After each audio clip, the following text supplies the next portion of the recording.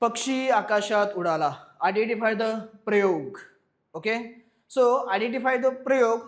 Follow this simple 3 step. First step, identify the verb.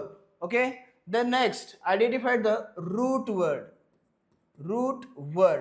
In this verb, root word is ud, and ask the question, उडणारा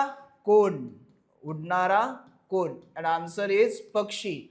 So in this sentence पक्षी is our subject, म्हणजेच काय, आपला कर्ता. Okay, next step number 3, ask the question for our object. Okay, मग हा object साठी प्रश्न म्हणजेच कर्मासाठी प्रश्न कुणाला विचारणार, परत याच आपल्या वर्बला, याच आपल्या रूट वर्डला. आणि प्रश्न असेल उडण्याची क्रिया कोणावर घडली. ओके, आणि आन्सर इज पक्षी. ओके, सो याचा अर्थ काय होतो, या सेंटेन्स मध्ये किंवा या वाक्यामध्ये कर्म नाहीये. ओके, सो कर्म नाहीये.